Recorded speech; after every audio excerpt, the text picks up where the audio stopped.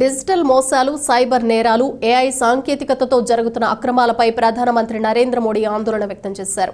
వీటితో పాటు deep fake వంటి వాటి వల్ల సామాజిక, కుటుంబ సంబంధాలు దెబ్బతింటున్నాయని పేర్కొన్నారు. స్మార్ట్ పోలీసింగ్ను అమలు చేయాలని పోలీసు ఉన్నతాధికారులకు మోడీ సూచించారు. భువనేశ్వర్లోని లోక్ సేవా భవన్ కన్వెన్షన్ సెంటర్లో డీజీపీలు, ఐజీపీల 3 రోజుల సదస్సులో చివరి రోజు ఆయన మాట్లాడారు. కానిస్టేబుళ్ల స్థాయిలో టెక్నాలజీని వినియోగించి వారిపై పని భారాన్ని తగ్గించాలని సూచించారు. ఈ సదస్సులో దేశ భద్రతా వ్యవహారాలకు సంబంధించి మేధోమథనం జరిగింది. ఉగ్రవాద, మావోయిస్టుల నియంత్రణ, సైబర్ నేరాల కట్టడి, మహిళలపై జరుగుతున్న హత్యాచారాల నియంత్రణ, జల మార్గంలో సమర్థ బందోబస్తుకు సంబంధించి తీర్మానాలు జరిగాయి. సైబర్ నేరాలపై యుద్ధాన్ని ఓ అవకాశంగా తీసుకుని పోలీసు అధికారులు పనిచేయాలని ప్రధాని సూచించారు.